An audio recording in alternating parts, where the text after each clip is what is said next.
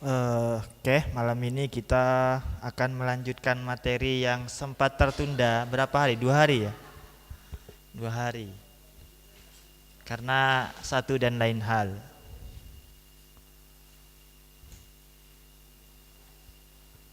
Oke, sebelum kita mulai kita khususkan dulu untuk guru-guru kita, untuk orang tua kita, untuk diri kita juga.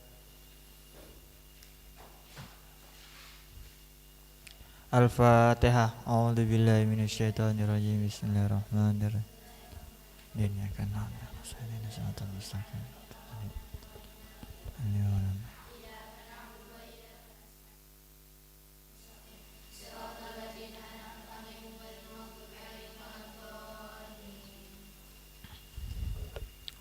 Oke, kemarin sampai mana? Sampai mudhof ilaih ya. Mudhof ilaih itu termasuk isim yang dibaca jer, ya kan? Tapi mudhof itu enggak jer ya, mudhofnya enggak jer. Nah, terus sekarang kita belajar tentang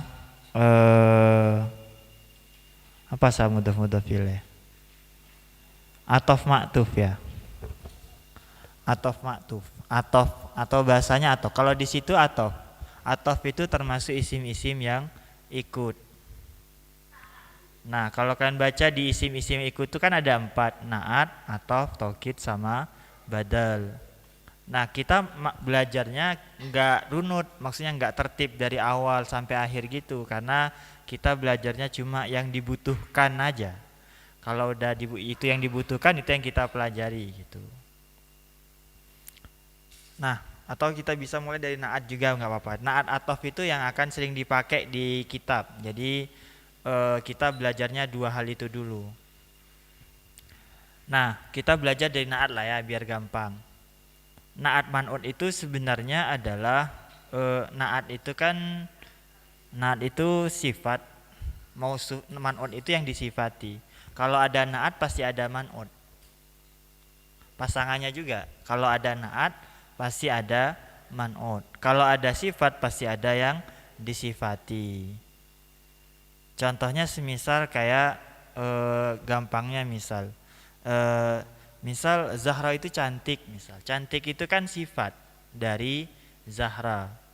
Nah, cantik itu sifat, Zahra itu yang disifati gitu. Misal kayak spidol itu kecil. Spidol yang kecil misal. Spidol itu misal ada besar ada kecil. Spidol yang kecil. Kecil itu kan sifat, sementara spidol itu yang disifati. Itu naat man'ut. Oke, paham? Nah, sebenarnya naat itu nanti terbagi jadi 2, tapi nggak penting sekarang. Maksudnya belum terlalu penting untuk dipelajari. Cuma ada tanda-tandanya nih untuk pemula. Ini saya ingatkan lagi, bukan cara menentukan naat man'ut, tapi di awal bisa dipakai untuk mempermudah kalian menemukan naat dan man'ut. Jadi gini, naat man'ut itu biasanya, kalau saya bilang biasanya berarti nggak semuanya kan? Biasanya itu sama-sama bertanwin atau sama-sama beral gitu. Jadi naat man'ut itu biasanya sama-sama bertanwin atau sama-sama beral. Kalau kalian ketemu 2 kalimat isim yang beral berdampingan, kemungkinan biasanya itu naat man'ut, biasanya. Nah, ingat, kata-kata biasanya itu tidak semuanya. Tapi ini mempermudah kalian di awal untuk mengetahui mana naat dan man'ut. Paham? Ya gitu. Ini naat man'ut atau sama-sama bertanwin. Contohnya semisal Bismillahirrohmanirrohim. Ini biasa ya, ini yang biasa. Sebenarnya ada caranya, cuma itu tanda-tanda awalnya aja. Bismillahirrohmanirrohim. Ar-Rohim sama Ar-Rahman itu kan beral, ya kan? Nah, Ar-Rahman itu naat dari Allah. Allah itu kan ada yang bilang ada lamnya kan, lam lillah itu kan bismillahi kan ada alnya juga. Nah, jadi Allahnya itu Ar-Rahmannya itu naat, sifat dari lafat Allah. Berarti yang disifati adalah lafat Allah. Ar-Rahimi juga beral, berarti dia juga naat gitu. Nyambung?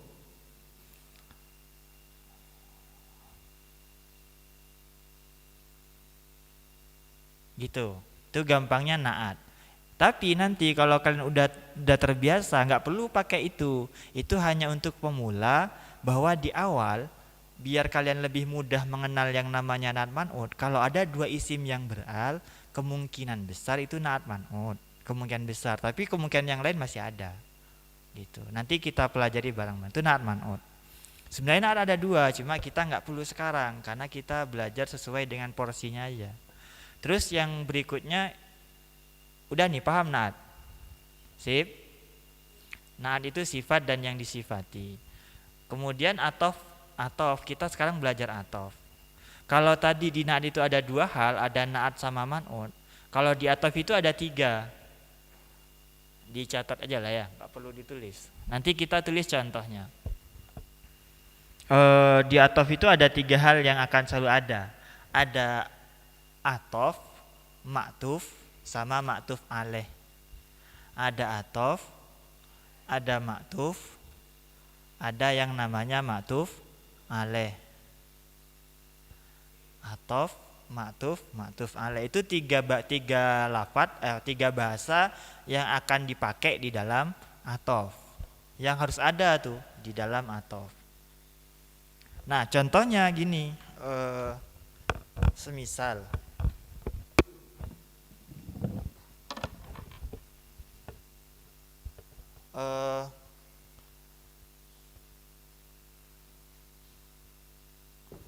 kelihatan nggak kalau segini? Kecil kurang besar? Cukup.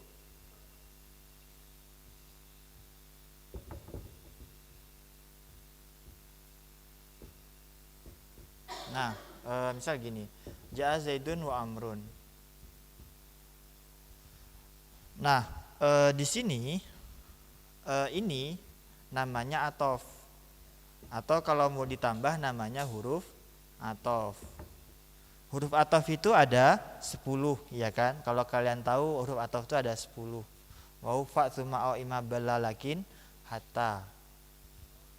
Huruf atof itu penghubungnya. Kalau di bahasa Indonesia tuh kayak dan, itu kan kata penghubung atau. Nah, jadi huruf atofnya itu atau atofnya adalah kata penghubungnya. Oke, sip. Nah, kemudian ingat nih, kalimat yang terletak setelah huruf atof pasti maktuf. Itu hukumnya pasti. Jadi ingat bahasanya, setelah huruf atof itu pasti maktuf. Nah, ini kan setelahnya nih kan. Setelahnya kan ke sini kalau bahasa Arab kan. Setelahnya itu pasti maktuf. Mau apapun itu maktuf. Ini namanya maktuf. Kalimat yang terletak setelah huruf atof itu pasti maktuf. Nah, terus maktuf alaih itu apa? Maktuf alaih itu yang diikuti oleh maktuf. Yang diikuti oleh kan atof itu isim yang ikut kan? Yang namanya ikut itu pasti ikut kepada hal lain. Nah, jadi Amrun di sini ikut. Ikutnya kemana? Di sini ikutnya ke Zaidun. Jadi Zaidun itu namanya maktuf alaih. Keliru. Maktuf alaih. Nah, Zaidun yang diikuti oleh Amrun itu namanya maktuf alaih. Nyambung? Sip? Ingat ya, ada atof, setelahnya atof pasti maktuf. Nah, cuma yang perlu diingat, ini kan gampang masih ya, ini gampang.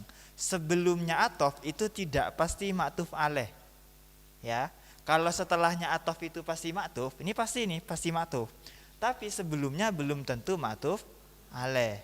Karena bisa jadi Amrun itu nggak ikut ke sebelumnya huruf atofnya, tapi agak jauh ke sebelumnya.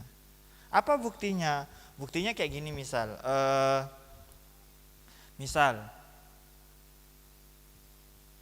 Ini bahasa Indonesia yang agak kurang benar, tapi bisa dijadikan contoh untuk kalian memahami atof.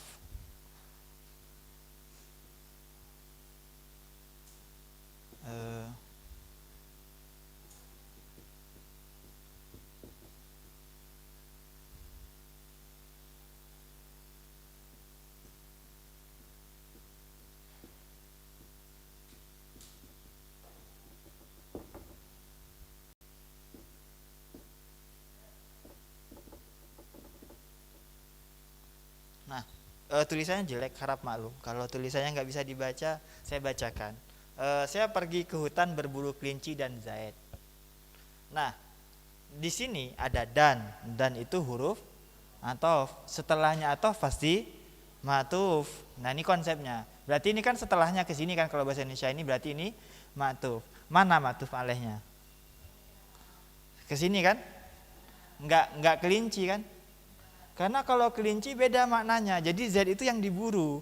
Tapi kalau dia diatofkan ke saya, itu saya dan Zaid berburu kelinci. Itu bedanya. Jadi yang perlu kalian ingat juga, salah mengembalikan atof itu berarti salah pemahaman. Contohnya kayak barusan. Kalau Zaid diatofkan ke kelinci, otomatis Zaid itu yang diburu. Tapi kalau diatofkan ke saya, jadi Zaid yang memburu. Itu kenapa atof itu penting. Bahkan kalau nantinya belajar kitab-kitab yang udah ke atas, kayak misal Fal Mu'in, Fal Wahhab dan seterusnya, Mahali misal, itu yang lebih sulit bukan menentukan mubtada khobarnya bagi saya, tapi mengembalikan atofnya, terutama Fal Mu'in gitu. Fal Mu'in itu salah satu kitab yang bagus untuk belajar atof. Nyambung? Sip? Dah, itu aja. Sebenarnya kalau udah ini bisa belajar kitab, kita praktek nanti ke kitab. Tapi untuk sekarang kita refresh dulu lah ya, ingat-ingat. Sebelum lanjut, kalian udah hafal belum apa yang kemarin diminta untuk dihafal? Nah, itu pertanyaannya. Kalau dijawab dengan senyuman itu sebenarnya ada tanda-tanda kalau belum hafal sebenarnya. Gitu.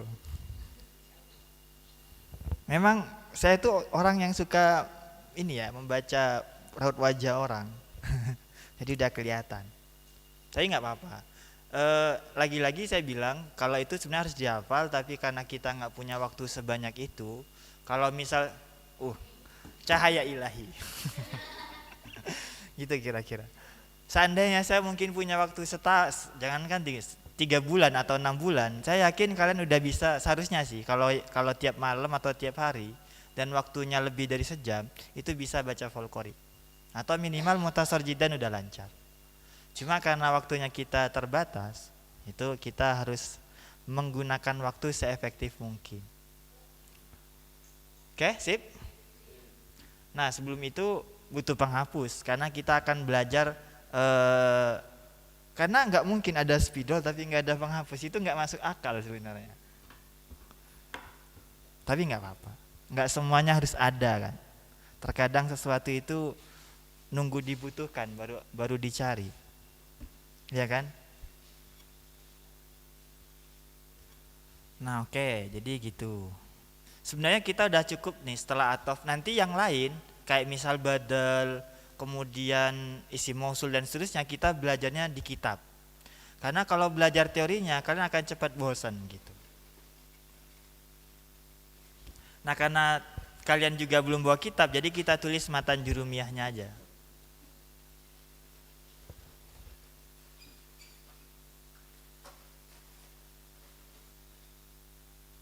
Kasih ya. Jadi kita tuh harus membiasakan bilang makasih, bilang maaf, sama minta tolong. Mau ke siapapun itu. Itu pelajaran hidup. Nah, jadi kita bakalan belajar tentang udah siap kalian belajar kitab? Oke, kita belajarnya dari mutasar jidan. Jadi nanti kita lanjut ya. Saya tulis aja teksnya. Kalau di awal kita tulis.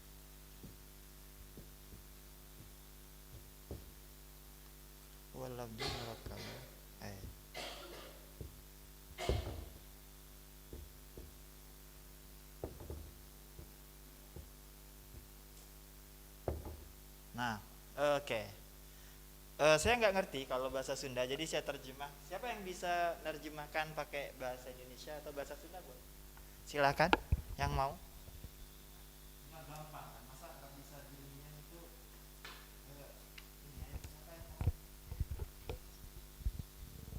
Nggak ada. Oke. Jadi dicatat, boleh dicatat. Nanti kalau enggak di kitabnya nanti bisa.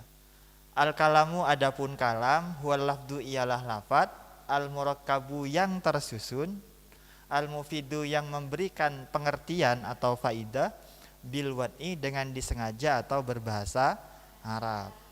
Dah sip?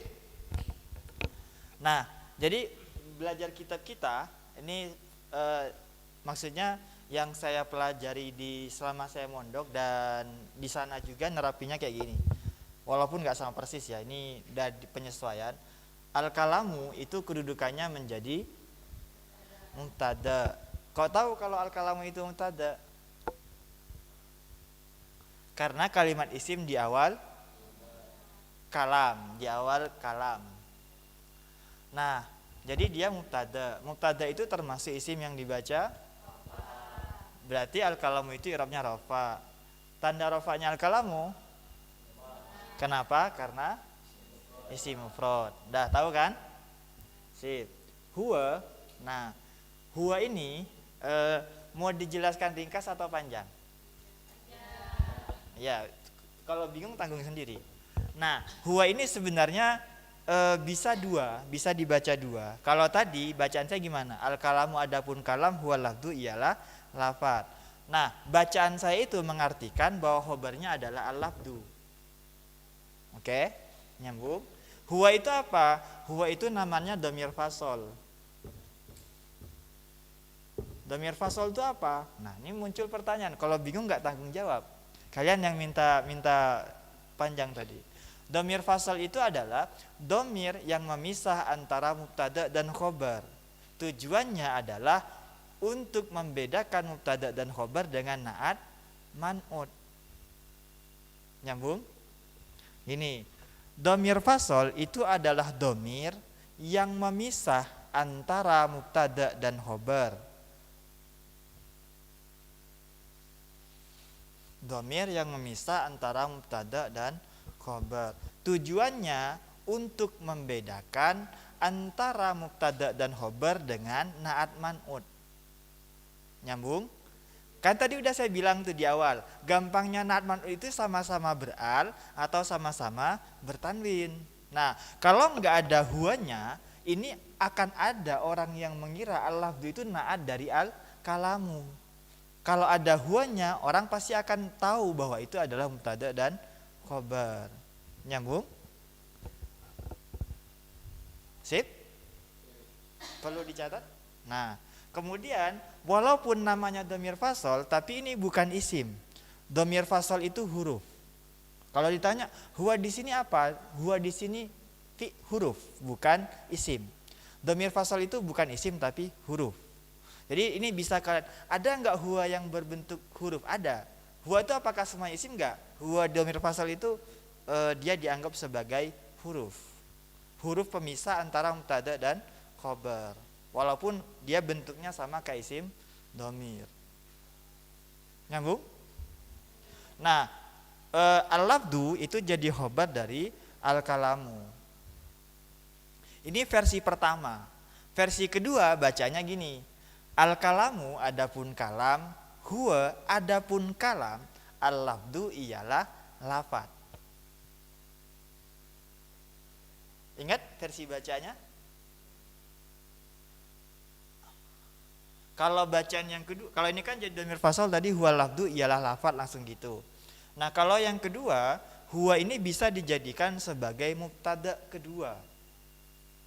Oke? Jadi huwa itu dijadikan sebagai mubtada. Ini mubtada 1, ini mubtada 2. Nah, al-lafdu itu dia khobar dari huwa. Nyambung? Jadi bacanya gini, al-kalamu adapun kalam, huwa adapun kalam, al-lafdu ialah lafad. Nah, al-lafdu ini kan khobar dari huwa, ya kan? Terus khobarnya al-kalamu mana? Khobarnya al-kalamu adalah mubtada khobarnya ini yang jadi khobar dari al-kalamu. Nyambung? Itu yang disebut dengan khobar jumlah. Tapi nanti khobar jumlahnya kita belajar di bab mubtada khobar aja. Atau nanti setelah kita ketemu dengan contoh yang lain. Sip? Gampang gak belajar nahwu? Gampang kan? Gampang. Jadi sebenarnya tergantung jalan yang kalian lalui seperti apa. Sesuatu itu akan terasa mudah kalau kalian tahu cara menyelesaikannya. Jadi jangan takut untuk belajar hal baru.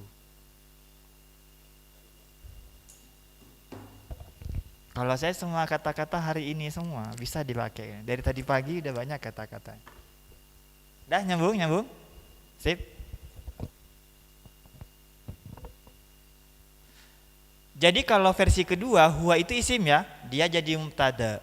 Al-lafdu jadi khobar, itu bedanya. Jadi kan bisa punya dua versi bacaan. Dan itu sama-sama benar karena kalian punya alasan. Al-kalamu huwa lafdu adapun kalam ialah lafat, atau al-kalamu adapun kalam huwa adapun kalam al-lafdu ialah lafat gitu. Sip. Nah, lanjut. Al-lafdu itu khobar. Khobar itu termasuk isim yang dibaca rofa. Tanda rofanya al-lafdu karena nah gitu. Jadi belajar kitabnya kita sampai hatam jurumnya kan kayak gitu. Tapi dengan penambahan materi nahu yang menyesuaikan dengan kitabnya. Jadi biar nggak panjang di teori, kita belajarnya gitu. Biar nggak buang-buang waktu. Nah, terus al-murakkabu. Nah, al-murakkabu itu udah tadi diajari kan tentang isim yang sama-sama beral. Nah, jadi kalian langsung tahu tuh al-murakkabu itu berarti kedudukannya naat. Naat itu termasuk isim yang ikutnya kemana? Ke man'ut. Mana man'utnya? Al-lafdu gitu. Sip. Karena al-lafdu rofa, maka al-murakkabu juga harus rofa. Al-murakkabu itu tanda rofanya dengan karena si mufrad. Dah gitu, gampang kan? Nah, yang perlu kalian pelajari mungkin tambahan nih. Ini udah bukan nahu, tapi bagi saya penting untuk kalian tahu biar di awal kalian bisa langsung belajar bahwa ini kan ada mim tambahan kan. Al-murakkabu itu ada mim tambahan. Nah, mim tambahan itu hanya ada di 4 tempat.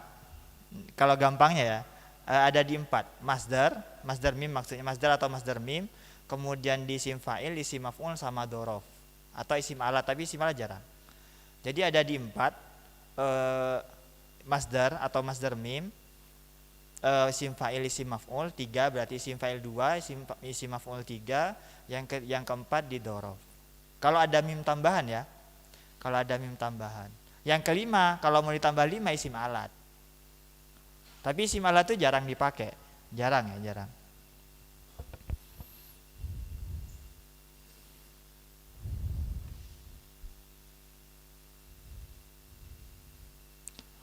Masdar maksudnya masdar itu atau masdar mim ya, masdar dan masdar mim. Karena kan kalau di mujarrad ada masdar mim, kalau di mazid kan nggak ada masdar mim, langsung masdar aja, gitu. Nah kemudian di isim fa'il itu yang mazid pasti ada mimnya, kalau yang mujarrad nggak ada. Kemudian isim maf'ul, mujarrad mazid itu ada mimnya, di dzaraf juga mujarrad mazid juga pasti ada mimnya. Paham? Nyambung? Nah, catatan penting untuk kalian. Ini sebenarnya kalau kalian sempat ya nanti, bukan kalian sih yang sempat. Sebenarnya kalau saya masih punya waktu itu jawaban yang paling tepat sebenarnya. Jadi gini, mim tambahan kalau berharkat dhamma, nih, mim tambahan kalau berharkat dhamma itu fiil madinya pasti lebih dari 3 huruf. Mim tambahan kalau berharkat dhamma fiil madinya pasti lebih dari 3 huruf. Itu dicatat, penting tuh. Gitu. Mim tambahan kalau berharkat dhamma maka fiil madinya pasti lebih dari 3 huruf.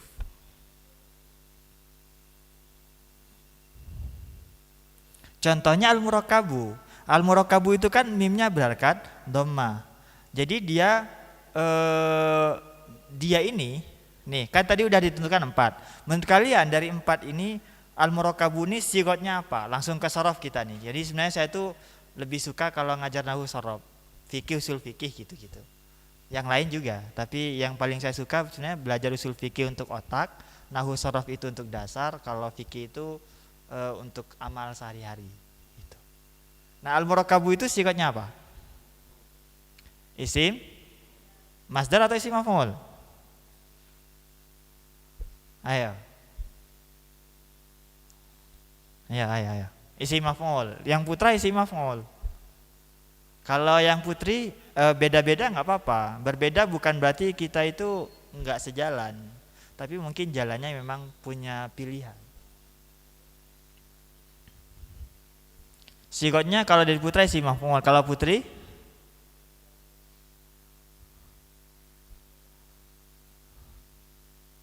kan tadi pilihannya cuma 4. Jadi kalau ada mim tambahan kan nggak usah mikir kemana-mana. Mim tambahan ya, bukan mim asli ya. Kalau mim asli kan kayak misal marro gitu kan, mimnya asli bukan mim tambahan. Nah jadi al murakkabu itu sigotnya isim maf'ul. Isim maf'ul. Dari fi'il madi rakkaba tasrif.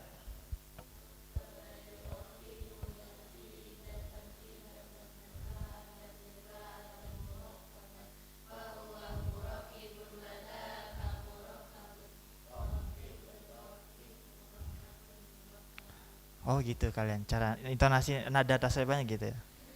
Nggak apa-apa, nggak apa, agak ini.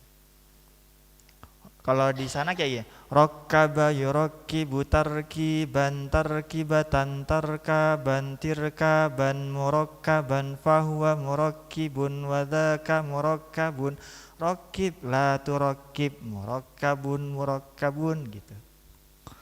Kayak gitu intonasinya. Jadi kayak ada lagunya. Kalau di Stuanda gitu. Sip ya. Jadi al murakkabu itu isim maf'ul dari rakkaba dan mimnya mim tambahan dan itu diingat tadi itu catatan. Nah, sebenarnya ada, saya tuh belajar tasrifan itu hanya 2 minggu. Percaya nggak kan belajar tasrifan 2 minggu? Oh, percaya. Harus percaya walaupun bukan rukun iman harus diyakini. Canda. Kayak al-mufidu. Al-mufidu itu kedudukannya masih naat karena sama-sama beral. Selain disusun, dia itu juga al-mufidu yang memberikan faidah. Jadi al-mufidu itu naat dari al-murakkabu. Paham? Berarti man'utnya al-murakkabu. Al-murakkabu rafa karena ikut kepada al-lafdu. Al-mufidu rafa karena ikut kepada al-murakkabu. Nyambung? Nah al-mufidu itu karena naat jadi sama-sama rafa, tanda rafanya dhamma, dhammanya dengan dhammanya karena isim mufrad. Al-mufidu mimnya itu mim tambahan berangkat dhamma, berarti fi'il madinya lebih dari 3 huruf. Nah berarti sigotnya al-mufidu isim fa'il. Isim fa'il. Karena kalau isim fa'il gampang ya, kalau isim fa'il. Kalau huruf sebelum terakhirnya kasroh atau kalau ini kan sukun, al-mufidu ini kan sebenarnya sukun. Tapi dia sebelumnya lagi itu kasroh. Oh berarti dia isim fa'il. Gitu. Nyambung? Sip. Gampang kan? Belajar nahwu itu gampang. Al-mufidu itu isim fa'il. Nah cuma nasrabnya dari fi'il madi afada yufidu, binanya ajwaf, ikut wazan af'ala, sama kayak ajaba yujibu ijabatan. Tasnya sama persis gitu. Jadi kalau kalian mau belajar tasrab, yang perlu kalian pelajari pertama adalah bina. Bina itu ajwaf, misal, nakis dan lain-lain. Itu harus hafal. Bisa itu tinggal belajar. Nasrab itu gampang. Saya gak nyampe 2 minggu. Bisa nasab istilahi lugawi dapat 100. Masya Allah. Masya Allah sekali memang. Yang Masya Allah bukan saya, guru saya maksudnya. Ada, saya bawa bukunya. Saya dulu ada namanya. Sebenarnya gini, dulu cerita dikit biar gak terlalu serius belajarnya. Jadi dulu waktu di pondok itu ada namanya acara kayak kegiatan gitu, judulnya The Miracle. Miracle itu kan artinya keajaiban ya kan, the miracle. Nah di miracle itu tujuannya untuk belajar sorof, tapi dengan metode cepat. Guru saya itu nemu cara belajar belajar sorof yang gampang. Nah targetnya the miracle itu 15 hari sebenarnya. Cuma kenyataannya kalau selama belajarnya cuma 13 hari. Syaratnya sama, syaratnya harus ikut full, nggak boleh telat. Dan ya harus mengikuti semuanya, karena kalau gak ikut satu itu gak akan bisa nasrab, pasti akan ketinggalan jauh. Nah ternyata materinya selesai selama 11 hari.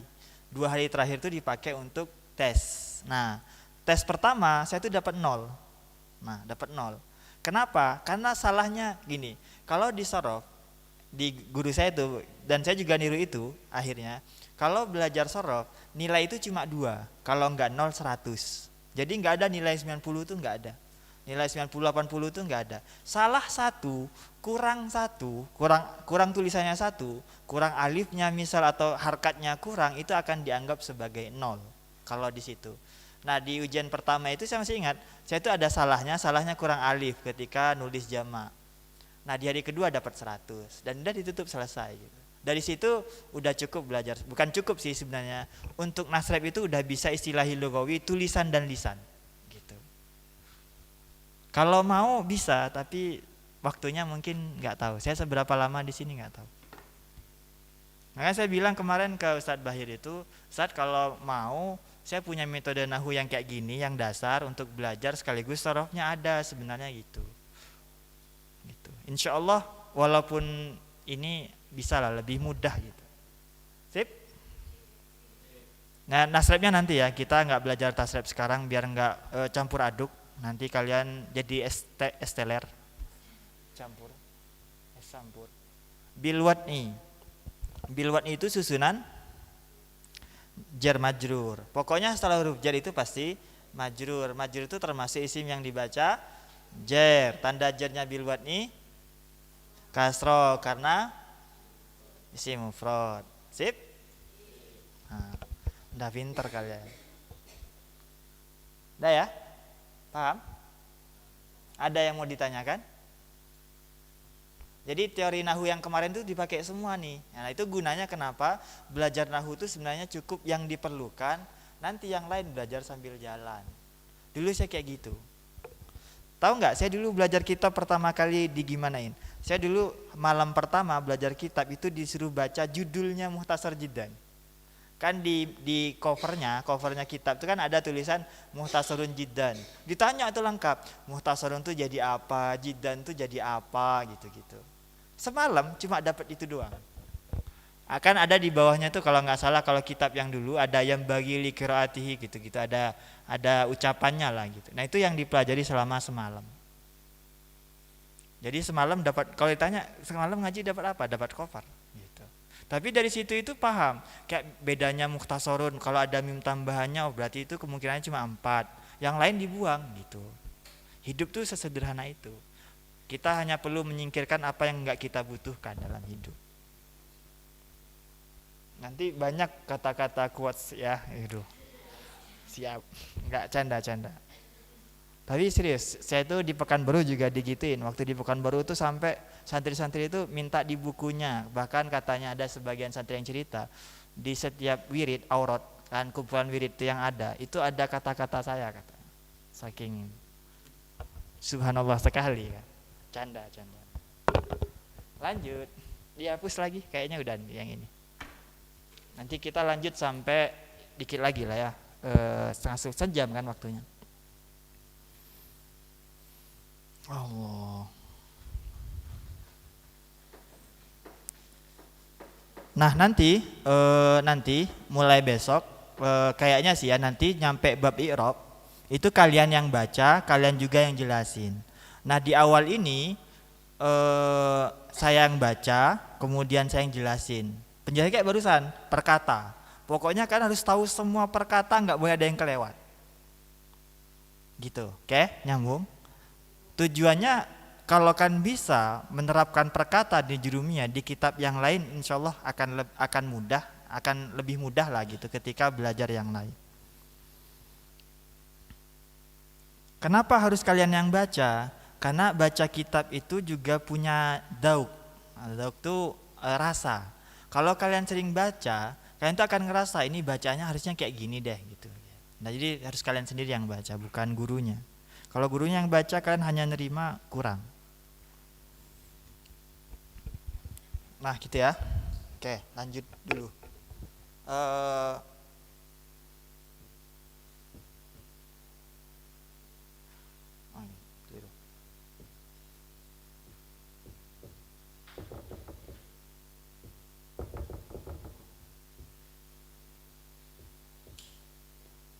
Kita sampai sini aja ya.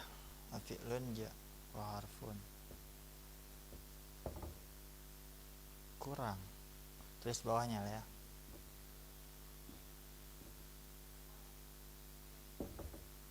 Nah, gini.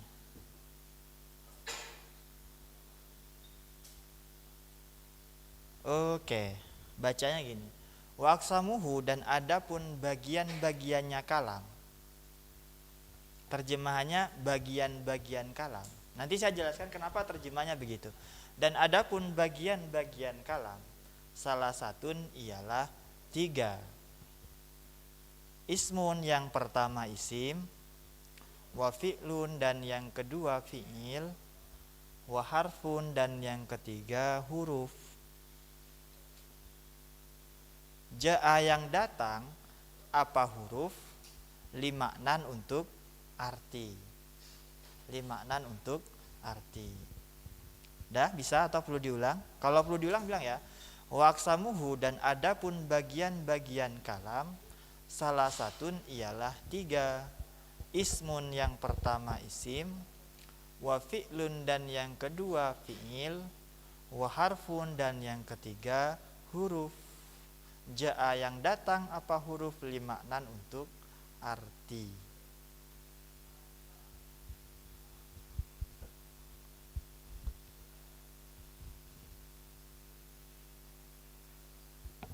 Oke, sip. Nah, wawunya itu waw ibtida, karena dia di awal kan. Wawunya waw ibtida. Nah, aksamuhu, saya tanya dulu, aksamuhu ini ada berapa kalimat di sini? Ada 2. Apa aja? Aksamu sama hu. Oke. Aksamu itu kedudukannya menjadi mubtada, karena dia kalimat isim di awal kalam. Oke, nyambung? Karena mubtada berarti dia termasuk isim yang dibaca rafa. Tanda rafanya aksamu dengan, kenapa dengan dhamma? Karena jamak taksir. Apa kemarin jamak taksir?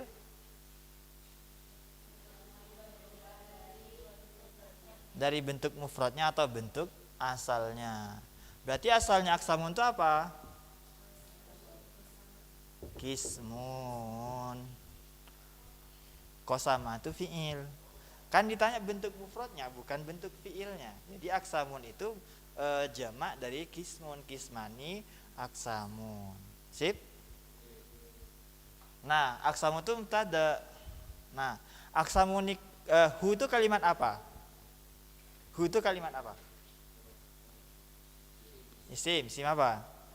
Isim dhamir. Aksamu itu isim yang tidak beral, tidak bertanwin. Berarti dia, kemarin apa isim yang enggak beral, enggak bertanwin? Enggak. Isim yang enggak beral, ini kemarin ada penjelasan, kalau enggak beral, enggak bertanwin itu biasanya mudhof. Berarti setelahnya pasti mudhof ilaih. Nah, gitu. Sip, nyambung? Jadi aksamu itu karena dia enggak beral, enggak bertanwin, mudhof. Setelahnya pasti mudhof ilaih. Setelahnya mudhof itu pasti mudhof ilaih. Oke? Sip? Nah, catatan penting untuk kalian, mudhof itu bukan kedudukan. Oke? Mudhof itu bukan kedudukan. Tapi mudhof itu nama karena ada mudhof ilaih. Gimana maksudnya, Ustaz? Gini. Kalian tahu enggak kalau enggak bisa disebut ayah kalau enggak ada anak? Nyambung? Ya, nggak bisa disebut guru kalau nggak ada muridnya. Nah, jadi mudhof dan mudhof ilaih itu sepasang yang kayak gitu. Nggak bisa disebut ibu kalau nggak punya anak. Walaupun ada bu guru ya, tapi ini maksudnya lain. Dia baru akan disebut orang tua kalau dia sudah punya anak. Nyambung? Nah, karena ada mudhof ilaih, itu jadi muncul mudhof. Mudhof itu sebenarnya sesuatu yang disandarkan tadi, sesuatu yang disandarkan kepada mudhof ilaih. Nah, jadi kalau ditanya kedudukannya aksamu bukan mudhof, kedudukannya mubtada. Oke, mudhof itu ada, kenapa ada dinamai mudhof? Karena ada dia tuh mudhof ilaih itu ada aksamu disandarkan kepada mudhof ileh. Nyambung? Sama kayak man'ut. Man'ut itu karena ada sifat, jadi harus ada yang disifati. Jadi dua pasang yang kayak gitu. Nggak ada suami kalau nggak ada istrinya, gitu. Sama kayak saya kan nggak bisa disebut. Masa saya disebut suami? Nah, belum. Jadi saya tuh belum bisa dikatakan sebagai suami karena istrinya belum ada. Itu hidup. Jadi memang dalam hidup tuh ada yang berpasangan. Tapi nggak semua hal harus berpasangan. Kalau ditanya apa dalilnya Ustadz nggak berpasangan, Tuhan aja esa gitu kan. Gitu. Tapi yang punya pasangan punya dalil karena setiap sesuatu itu diciptakan berpasang-pasangan katanya Tuhan gitu. Gimana dong? Ya iya, saya cuma belum ketemu aja sama pasangannya. Oke ya, paham? Nah, hu itu sebenarnya mudhof ilaih. Mudhof ilaih itu jer. Cuma yang perlu kalian ingat kemarin isim itu ada dua. Ada yang mu'rob, ada yang mabni. Nah, hu itu termasuk isim yang mabni. Oke, kalau mabni berarti dia nggak bisa di-rob. Nah, itu yang kemudian disebut dengan mahal. Kalau kalian pernah dengar tentang mahal rofa, mahal nasab, mahal jer, itu adalah isim mabni yang menempati posisinya kalimat yang bisa di-rob. Nyambung? Mudhof ilaih itu adalah kalimat yang di-rob termasuk isim yang dibaca jer, ya kan? Berarti i'rabnya pasti rob jer. Kalau yang menempati mudhof ilaih itu isim mabni, nah itulah yang kemudian disebut dengan mahal jer gitu. Nyambung? Sip? Gampang kan? Gampang. Intinya jangan pernah bilang susah supaya alam mendukung kalian untuk mempelajari sesuatu. Jadi aksamuhu itu hunya mudhof ilaih, tapi tanda jarnya enggak ada karena dia isim mabni. Isim mabni itu apa aja selain mu'rob? Mu'rob apa aja? Yaitu panjang nanti kalau ditanya. Salah satu itu kedudukannya menjadi khobar. Khobar termasuk isim yang dibaca rofa. Tanda rofanya salah satu karena isim mufrad jamak. Salah satu itu isim mufrad apa jamak? isim mufrad. Walaupun maknanya tiga itu udah dikatakan jamak ya. Lebih dari dua itu kan jamak. Nah, gini, kalian bisa nggak ngerasa cara nentuin mubtada khobar itu? Bagian-bagian kalam itu ada tiga, gitu. Jadi kayak informasi yang ingin disampaikan dari teks ini adalah bagian kalam ada tiga. Itu khobarnya. Nyambung? Kalam adalah lafadz. Bagian-bagian kalam ada tiga. Nah, mubtada khobar itu yang kemarin sudah dijelaskan juga, intinya adalah ingin menyampaikan informasi dari tulisan itu. Bagian-bagian kalam ada tiga, kan tersampaikan kan? Jadi kalau ditanya bagian kalam adalah tiga, karena sesuai khobar itu penyempurnanya. Bagian kalam itu yang dijelaskan, penjelasnya adalah tiga. Bagian kalam itu ada tiga. Nah, kalian harus mulai merasakan nih mubtada khobar itu kayak gimana penjelasannya, biar nanti ketika baca kitab ketemu mubtada khobar itu kan bisa menyampaikan ke bahasa Indonesia gitu. Misal kayak bagian kalam itu ada tiga, isim adalah ini, fiil adalah ini, dan huruf adalah ini gitu. Itu mubtada khobar. Nanti kita belajar besok, lusa, kapan-kapan lah ya, semoga ada waktu. Ismun, nah isim ini sekalian belajar nahunya. Gini cara belajar nahu versi saya. Ismun itu kedudukannya menjadi badal. Nah, badal kan gak dijelaskan. Kita belajarnya sambil jalan. Itu kenapa saya bilang belajar nahu itu sambil jalan. Karena nahu itu ilmu alat. Ilmu alat itu ya kalau lagi dibutuhkan baru kita pakai. Gak mungkin kan kalian ini ngancurin semen pakai cangkul tuh gak mungkin. Harus pakai yang lain kayak linggis atau yang lain lah ya. Atau palu semen gitu. Nggak bisa pakai cangkul, hancur cangkulnya. Apalagi pakai pisau. Jadi nahu itu adalah alat, dan alat itu dipakai semestinya gitu. Makanya kenapa belajarnya kita nggak runut dari awal. Ismun itu kedudukannya menjadi badal. Badal itu kalau kalian hafal itu termasuk isim yang ikut. Paham? Dihafalin ya, pokoknya hafal. Nggak tahu saya gimana caranya, kalian harus hafal di luar kepala. Di luar kepala itu bukan berarti nggak masuk sama sekali, tapi ditanya kapanpun, bangun tidur pun udah bisa jawab. Coba sebutkan isi yang dibaca nasab. Oh ini gitu, bangun tidur. Nah, jadi badal itu ada 4. Yang kita pakai normalnya 2 atau 3, 2 aja yang kita pakai. Yang sering dipakai itu 2. Nah, yang akan kita jelaskan sekarang namanya badal yang dua itu badalus syai' minas syai' atau badal kul minkul namanya. Apa Ustaz badalus syai' minas syai' itu? Bisa nulisnya badalus syai' minas syai' itu tulisannya biasa. Ya biasa tuh gimana Ustaz? Nggak tahu. Badalus syai' minas syai' itu. Atau nama lainnya ini namanya badal kul minkul. Mana lagi tulisannya? Tuh ganti aja ini dengan al kulli. Keliru. Nggak ada. Hapus. Gimana sih tulisannya? Jelek kali tulisannya. Gak apa-apa. Badal kulli minal kul. Diingat-ingat aja. Badalus syai' minas syai'. Nah, ini kita nggak jelaskan begini. Badalus syai' minas syai' itu artinya mengganti sesuatu dari sesuatu yang lain. Mengganti sesuatu dari sesuatu yang lain. Apa maksudnya? Contohnya kalau di kitab Ja'a Zaidun akhuka. Contohnya Ja'a Zaidun, datang Zaid akhuka, saudaramu. Contohnya Ja'a Zaidun akhuka. Zaid itu menjadi fa'il, akhuka itu jadi badal. Nah, ini namanya badalus syai' minas syai'.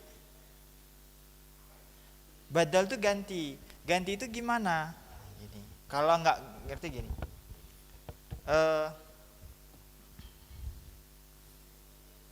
Di sini ada yang bersaudara nggak? Yang saudara entah sepupu, entah saudara kandung yang di sini. Ada? Siapa? Nggak ada. Misal gini, ya nggak apa-apa sih, nggak harus ada juga kan, nggak harus punya hubungan. Jazadun akhuka, bahasa Indonesia kayak gini. Kalau mau badal syai' minas syai' ini pemahamannya kayak gini. Kenapa Ustaz pakai bahasa Indonesia? Biar kalian paham. Misal gini, saya tuh saudara misal sama siapa ya? Saya tuh punya saudara namanya Yasri, abang saya yang kedua tuh namanya Yasri. Terus kalian tuh kenal sama abang saya gini. Terus bilang gini, Thayyib tuh datang, saudaranya Yasri. Menurut kalian, Thayyib dan saudaranya Yasri itu berapa orang? 1. Nah, Thayyib itu diganti dengan nama saudaranya Yasri. Jadi antara Thayyib dan saudaranya Yasri itu satu barang tapi 2 nama. Jadi datang Thayyib saudaranya Yasri. Itu yang dimaksud Ja'a Zaidun akhuka. Nyambung? Sama misal kayak gini, misal Ustadz Bahir datang. Gini, Ustadz Bahir datang. Siapa? Guru saya gitu. Guru misal. Itu kan berarti kan guru dan Ustadz Bahir itu kan 1. Tapi namanya diganti jadi 2. Maksudnya diganti yang karena nama dia tuh nggak kenal, jadi diganti dengan gurunya biar orang tuh tahu bahwa Ustadz Bahir itu guru gitu loh. Nyambung?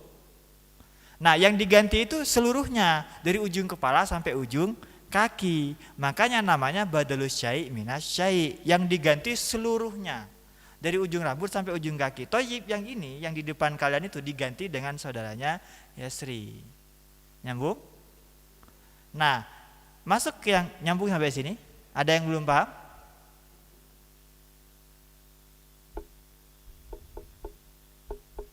Misal gini, kalau kalian kucing misal, kucing tuh namanya semisal Siapa namanya kucing biasanya yang imut-imut? Nah, kucing itu biasanya imut-imut namanya.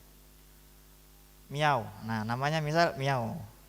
Nah, si Miau nih punya punya babu namanya, biasanya kan gitu kan. Kalau kucing tuh biasanya disebut tuan kalau di TikTok. Nah, kalau kalian sering sering scroll TikTok, biasanya tuannya itu yang punya kucing disebut babu. Karena kerjanya ngurusin kucing aja. Nah, kucing tuh yang santai-santai dikasih makan, jadi kayak tuannya. Nah, misal si kucing nih punya majikan, punya babu namanya misal Zaid misal. Nah, bilang misal ya, itu miauku gitu kan. Habis itu nggak paham, ya itu tuanku gitu loh. Jadi kayak diganti aja tuan sama babu gitu kan. Kalau di TikTok gitu. Jadi kucing tuh tuan, yang kerja babunya, yang kerja banting tulang, nanti yang dirawat kucingnya, ngabisin berapa ratus ribu sebulan, sejuta. Nyambung ya? Ya kalau kalian pengen contoh saudara kalian tadi itu, kalau misal punya saudara, tinggal ganti aja nama kalian dengan saudara. Misal saudaranya si A, saudaranya si B, gitu kan berarti namanya badal. Nah itu badalus syai' minas syai', mengganti keseluruhannya. Nah yang kedua, kok lama? Nggak apa-apa lah ya, lebih dikit nggak masalah lah.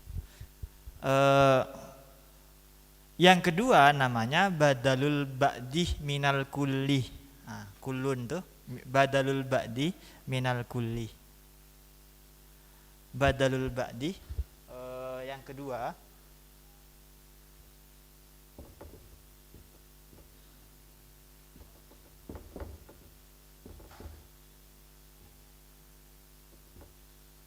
nah badal kulli, badal ba'di minal kulli, mengganti sebagian dari seluruhnya. Kalau tadi badalul syai' minal syai' itu seluruhnya kan yang diganti, satu orang langsung diganti. Kalau badal ba'di minal kulli ini sebagian.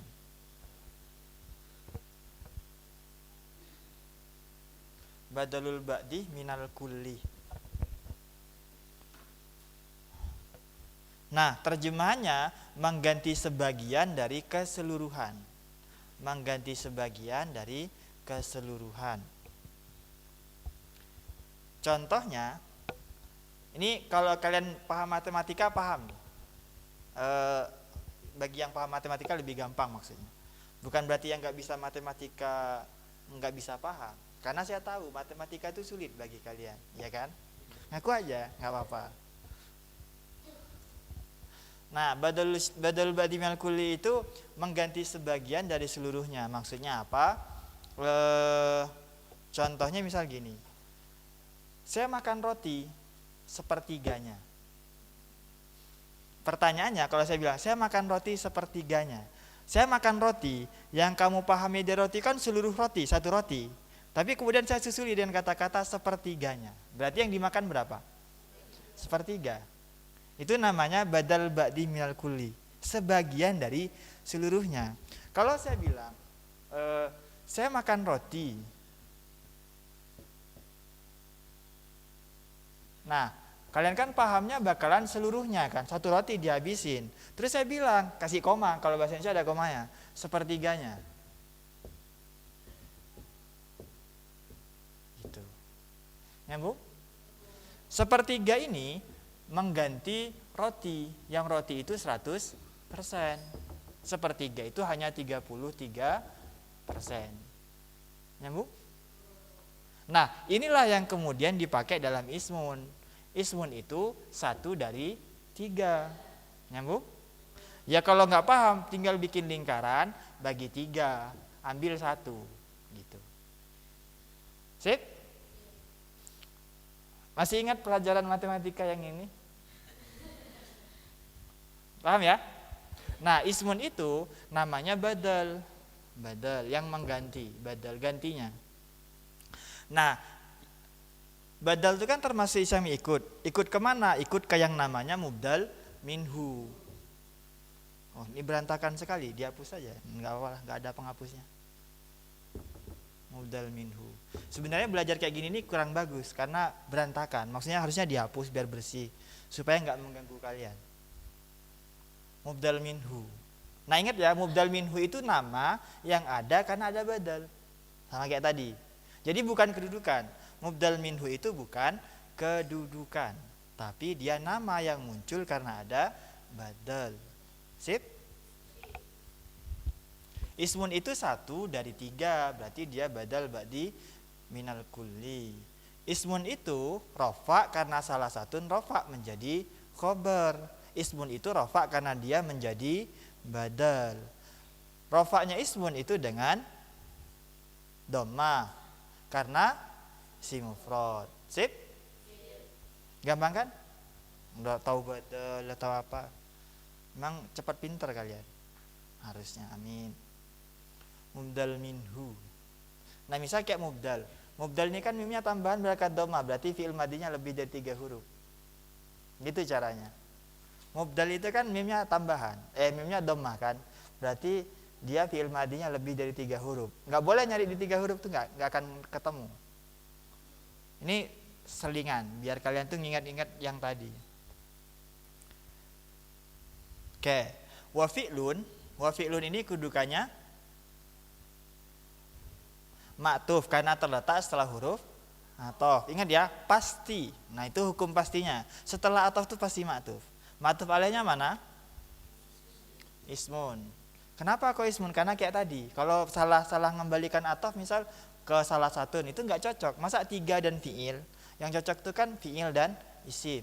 Gitu. Nyambung? Sebenarnya di bahasa Indonesia banyak prakteknya, cuma kalian enggak tahu kalau itu atof dalam bahasa Arabnya. Wa harfun ma'tuf. Ma'tuf alaihnya mana? Nah, ini atofnya ke fi'lun atau ke ismun? Kalau fi'lun itu kan atofnya ke ismun. Kalau harfun atofnya kemana? Ke fi'lun atau ke ismun? Gitu aja pertanyaannya biar gak terlalu banyak mikir kalian. Ke fi'lun. Yang lain? Salah. Jadi yang benar itu kurang tepat. Yang benar itu ke ismun. Nah, catatan buat kalian. Kalau ada atof berbilangan, maksudnya atof berbilangan itu atofnya lebih dari 1, kayak gini. Ini kan lebih dari 1 kan? Ismun, fi'lun, harfun. Lebih dari 1 kan? Nah, kemudian atofnya menggunakan wawu. Maka ma'tuf itu kembali ke yang pertama. Paham? Maka kalau atofnya menggunakan wawu dan banyak, maka semua ma'tuf itu kembali kepada 1, yaitu kepada yang pertama. Gitu. Nyambung? Jadi misal ada Zaid, Umar, Bakar dan seterusnya, itu pasti kembalinya ke yang pertama. Kenapa gitu? Karena angka 1, 2, 3 itu pasti baliknya ke 1, bukan ke 2. 1, 2, 3, 4, 5, 6 sampai sekian, itu pasti kembalinya ke 1. Itu kalau pakai wawu. Paham? Kalau pakai wawu, ma'tuf alaihnya kembali ke yang pertama. Tapi kalau pakai au itu salah satu huruf atof, au, nanti kalian ketemu di belakang. Au itu salah satu huruf atof, maka kembalinya ke yang terakhir. Kalau pakai wawu kembali ke awal, kalau pakai au itu kembalinya ke yang terakhir, ke sebelumnya, gitu. Paham? Contohnya gini, misal gini, Zaid dan Umar dan Fulan dan siapa, Bakar. Nah, ini kan ada 4. Nah, dan ini Bakar ini baliknya ke Zaid yang pertama. Gitu. Semuanya ke sini. Jadi ini ke sini, ini juga ke sini. Nyambung? Tapi kalau pakai au enggak mungkin dibalikin ke yang pertama. Karena gini pemahamannya. Atau. Ini atau kan? Atau. Au itu artinya atau. Jadi kita pakai atau. Nah, kalau atau itu enggak mungkin dikembalikan yang pertama. Zaid atau Umar. Ini kan pilihan. Pilih salah satu dari 2 dong. Zaid atau Umar. Atau Fulan. Nah, enggak mungkin milih Zaid atau Fulan. Yang benar itu Umar atau Fulan. Nyambung? Nah pilihan yang keempat, bakar. Nggak mungkin dikasih Z atau bakar, nggak gitu pilihannya kalau atau, tapi pilihannya fulan atau bakar. Sama kayak gini, kalau nggak mau Z atau Umar lah, kalau nggak itu Umar atau fulan, kalau nggak itu fulan atau bakar. Nyambung? Kenapa atau itu kembalinya ke yang terakhir, beda dengan wow yang artinya dan. Kalau dan itu balik ke yang pertama. Sip? Ada yang nggak paham? Udah capek? Udah terakhir nih ya, udah harfun udah. Jadi harfun tuh sebenarnya ini nggak terlalu penting untuk sekarang, cuma biar sekalian aja, nggak apa-apa. Kita ngisi-ngisi dikit waktu. Ja'a itu kalimat apa? Fi'il. Fi'il istafil pasti butuh. Mana fa'ilnya ja'a? Hah? Setelah fi'il itu pasti ada fa'il. Nah fa'il itu nggak semuanya terlihat, ada yang tersimpan. Jadi ja'a itu fa'ilnya tersimpan. Makanya tadi saya ngartikan ja'a yang datang apa? Huruf. Makna huruf itu dari mana? Dari fa'il yang tersimpan tadi. Kalau dikeluarkan dia huwa. Huwa yang kembali ke huruf karena huwa itu isim dhamir. Gimana cara nentuin kok ja'a itu bisa huwa? Tinggal kalian hafalin huwa humahum sampai ke bawah, terus luruskan dengan fa'ala lugawi. Tasrifan lugawi itu untuk menentukan wakinya apa, fa'ilnya apa nanti. Kayak misal domir yang cocok dia dengan apa misal. Contohnya gini, fa'ala fa'alu fa'alat fa'alata fa'alna fa'alta fa'altuma fa'altum fa'alti fa'altuma fa'altunna fa'altu fa'alna. Nasrif yang level 2 nya gini, fa'ala huwa fa'ala huma fa'aluhum fa'alat siya fa'alatahuma fa'alnahunna fa'alta anta fa'altuma antuma fa'altum antum fa'alti anti fa'altuma antuma fa'altunna antunna fa'altu ana fa'alna nahnu gitu domirnya. Kok jago sekali Ustaz? Iyalah, nggak mungkin kan, saya tuh nggak belajar di sini, kayak nggak mungkin lah kalau nggak jago udah di depan kalian. Jos itu ya, kalau bisa belajar kayak gitu, fa'ala huwa fa'ala huma fa'aluhum gitu. Bisa dibalik, huwa fa'ala huma fa'ala hum fa'alu gitu. Bisa gitu. Itu belum nasrif ini nih. Nasrif itu ada levelnya. Level 1 kayak barusan. Kalau level 3 ke atas tuh kayak gini. Misal dikasih nun ini, nun taukid sakila. Yaf'ulanna yaf'ulani yaf'ulunna taf'ulanna taf'ulani yaf'ulani gitu-gitu. Gak usah disebut semua, nanti kan insecure lagi. Tapi emang udah insecure duluan dari tadi ya. Kalau mau belajar bisa. Saya tuh pengangguran di sini. Jadi kalau ada waktu silahkan main-main. Jadi ja'a itu kalau kita save ja'a ja'u. Jadi ja'a itu setara dengan huwa sehingga failnya huwa. Nah huwa itu yang jadi failnya tersimpan. Huwa itu balik ke huruf, makanya artinya ja'a datang apa? Huruf. Sip. Nah tadi kayaknya ya kayaknya tadi itu Ustaz Beri udah jelas. Saya kan sempat dengar walaupun nggak utuh gitu. Ustaz Beri tadi jelasin setelah isim nakirah itu sifat. Nah ja'a itu jumlah itu fi'il fa'il dan mubtada khobar. Jumlah yang terletak setelah isim nakirah itu namanya sifat. Makanya tadi terjemahan saya gimana? Yang datang apa? Huruf. Arti yang itu diperoleh dari mana? Dari makna sifat itu. Karena gini, harfun itu isim nakiro.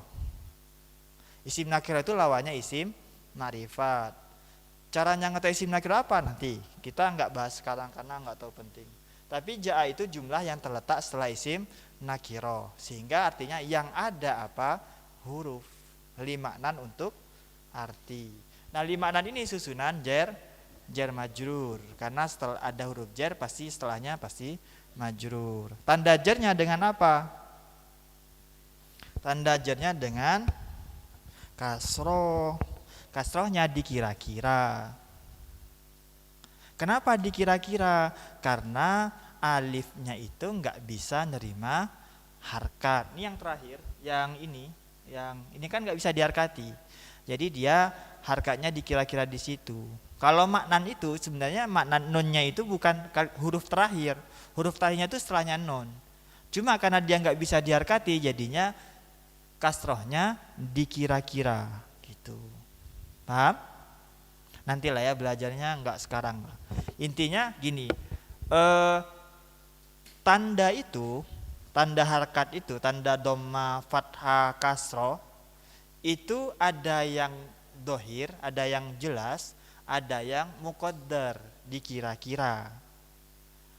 Tanda i'rab itu ada yang jelas, ada yang dohir, ada yang dikira-kira. 5, kalau tadi al-kalamu huwal lafdu al-murakkabu al-mufidu bil wad'i, itu semua tanda i'rab yang jelas, bisa kalian lihat langsung harkatnya. Ada yang dikira-kira, contohnya kayak maknan. Maknan itu sebenarnya kasroh, tapi kasrohnya dikira-kira. Nyambung? Sip. Penjelasannya adalah penjelasan dari teks yang dibaca, bagian-bagian kalam. Kenapa saya ngartikannya bagian-bagian kalam? Karena gini, kalam itu tersusun dari kalimat. Kan kemarin saya dijelaskan kan? Kalam itu tersusun dari beberapa kalimat. Nah, bagian yang menyusun kalam itu namanya bagian-bagian. Contohnya misal gini, ya misal kayak misal Zaidun qaimun. Zaidun qaimun kan disebut kalam. Nah, dia baru disebut kalam, tentu dia tuh gabungan dari beberapa kalimat. Ya. Nah, bagian-bagian yang bisa menyusun kalam itu ada 3, yaitu isim, fi'il, dan huruf. Penyusunnya kalam itu ada 3 bagian-bagian, makanya disebut bagian-bagian kalam. Jadi bagian kalam itu, misal Zaidun qaimun misal, atau ja'a Zaidun misal. Jazaidun itu kan kalau satu disebut kalam, ya kan? Kalau dipecah jadi 2 itu namanya kalimat. Nah, ini kan satu bagian dan satu bagian yang lain. Kalau digabung baru jadi kalam. Makanya namanya bagian-bagian kalam. Nyambung? Sip? Ada 3 isim, fi'il, dan huruf. Nah, huruf di situ ada tambahan ja'ali maknan. Kenapa? Karena enggak semua huruf itu bisa menjadi penyusun kalam. Nah, ada huruf yang nggak punya makna. Contohnya apa? Huruf hijaiyah. Huruf-huruf yang 28 ya kalau nggak salah ya. 28, 29. Huruf hijaiyah. Ya, hitung sendiri lah ya. Saya bagiannya malas gitu. Nanti hitung di kamar aja. Huruf hijaiyah itu normalnya nggak ada maknanya. Huruf hijaiyah. Bukan huruf ataf ya. Waw itu kan huruf ataf. Waw ataf sama waw huruf hijaiyah itu beda. Walaupun tulisan sama. Huruf hijai itu nggak punya makna dan itu nggak bisa menjadi penyusun kalam. Dia hanya bisa menjadi penyusun kalimat. Paham? Kan kalimat itu kan kata. Kata pasti tersusun dari huruf. Nah, huruf hijaiyah itu nggak punya arti. Contohnya misal Zaidun. Zaknya Zaidun tuh bisa punya arti nggak? Nggak ada. Itu namanya huruf yang nggak punya makna. Sip? Nah, ja'ali maknan itu untuk menjelaskan bahwa huruf yang menjadi bagian kalam adalah huruf yang punya makna. Paham? Sip? Dah gitu ya. Jadi besok bawa kitab dan masih saya yang baca sampai nanti kira-kira bab i'rab. Dari bab i'rab ke belakang itu silakan kalian pelajari sendiri. Insyaallah bisa. Oke, ada yang ditanyakan? Belum berasap kan kepalanya kan? Takutnya udah memforsir kepalanya, mikir dari tadi nggak paham-paham. Oke, udah sampai situ aja.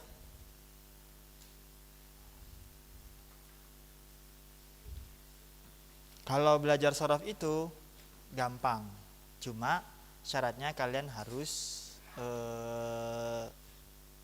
punya komitmen aja. Minimal sekali pertemuan 2 jam kalau sorof itu, kalau mau itu pun bisa diselesaikan mungkin 2 minggu. Kalau tapi misalnya gini, nggak boleh dari nol. Kalau dari nol maksudnya nggak tahu tasrif itu sama sekali agak susah, nggak bisa 2 minggu. Saya itu dulu 2 minggu itu karena udah pernah hafal tasrifan, tapi hafal aja nggak tahu fungsinya. Di Pekanbaru saya pakai itu Biasanya karena waktunya sebentar, sekitar butuh waktu beberapa bulan karena nggak tiap hari. Ada yang waktu kemarin tuh seminggu cuma 2 kali, jadi selesainya kira-kira 6 bulan. Nah, kenapa belajar tuh perlu waktu yang agak lama juga supaya bisa menghemat waktu tadi, menghemat umur. Karena kan gini, kalau misal 2 kali seminggu itu berarti selesainya misal 6 bulan. Tapi kalau tiap hari dan waktunya 2 jam itu selesai 2 minggu. Gitu. Dulu saya belajar gitu. Kenapa dulu saya belajar kitab itu 3 kali sehari, nggak sekali sehari? Alasannya apa? Supaya setahunnya saya belajar sama dengan 3 tahunnya orang lain belajar. Karena orang lain itu normalnya belajar kitab itu sekali sehari, saya 3 kali sehari. Dan 3 kali itu kan berarti sebanding dengan 3 harinya orang lain. Gitu caranya saya dulu ngatur waktu ketika belajar. Kalau seharinya saya sebanding dengan 3 harinya orang lain, berarti setahunnya saya itu sebanding dengan 3 tahunnya orang lain. Ingat, perbedaan kecil kalau konsisten itu akan terasa besar. Contoh ini motivasi buat kalian ya, biar kalian paham. Kalau semisal untuk menjadi orang hebat, kalian itu tidak perlu menjadi jauh lebih hebat dari orang lain dengan melakukan lebih banyak. Ketika orang lain sehari itu berjalan 10 langkah, kalian gak perlu berjalan 20 langkah sehari untuk bisa menjadi hebat. Yang perlu kalian lakukan hanya selangkah lebih maju daripada orang lain. Jadi kalau orang lain berjalan 10 langkah sehari, kalian cukup belajar 11, melakukan 11 langkah setiap hari. Mungkin di hari pertama itu gak akan kerasa 1 langkah itu perbedaannya. Tapi coba kalian akumulasikan selama 1 tahun. Berarti jarak selama setahun itu 365 langkah. Dari yang asalnya 1 langkah. Jadi jangan pernah meremehkan 1 perbedaan kecil. 1 usaha tambahan yang lebih besar. Walaupun itu hanya sedikit. Nah, kenapa kalau orang lain belajar sejam, kalian tuh cukuplah belajar sejam 20 menit. Gitu. Jadi 3 kali kan belajar itu setara dengan 4 kali orang belajar. Nyambung nggak? Nah, ini matematika dasar. Kalau orang belajar sejam sehari, berarti untuk 4 jam kan butuh 4 hari. Tapi kalau kalian belajar 1 jam 20 menit sehari, kalian untuk belajar 4 jam itu hanya butuh 3 hari. Menghemat sehari. Itu bedanya belajar kayak gitu. Ngitungnya harus gitu. Intinya nggak perlu 2 kali lipat, cukup lebih banyak sedikit. Kalau orang lain 10 langkah, kalian cukup 11. Nah, itu yang saya lakukan dulu. Ya kalau sehari mungkin nggak akan kerasa bedanya gitu. Tapi coba hitung selama setahun, apalagi kalau kan di pondok 6 tahun, bayangin seberapa banyak jauhnya. Gitu. Itu salah satu cara berpikir ya. Jadi manusia itu normalnya berpikir jangka pendeknya, dia nggak mau berpikir jangka panjang. Kenapa? Ya karena normalnya dia akan melihat apa yang ada di depan, yang nggak jauh di depannya. Kayak tadi misal, apa sih bedanya selangkah dengan 11 langkah? Mungkin orang yang 10 langkah gak akan ngerasa, ya kan dekat, cuma selangkah bedanya. Selangkah ya paling segini doang bedanya. Tapi coba kamu kalikan selama setahun, 2 tahun sampai 10 tahun akan sejauh apa gitu. Itu hidup. Makanya kalian cukup berusaha sedikit lebih keras, bukan berusaha lebih keras. Berusaha sedikit lebih keras daripada orang lain untuk mencapai hasil yang berbeda. Karena jangan pernah mengharapkan hasil yang berbeda kalau usahanya masih sama. Itu nggak mungkin. Oke? Kalau usahanya masih sama tapi pengen hasilnya berbeda itu sulit. Kalau pengen hasilnya berbeda ya usahanya juga harus berbeda walaupun sedikit. Gitu. Sip? Semangat belajarnya. Oke? Cukup. Udah jam 11, udah sejam setengah hampir ya kita belajar. Ya besok lebih awal nggak apa-apa ya, jam 9, jam 10 nggak apa-apa.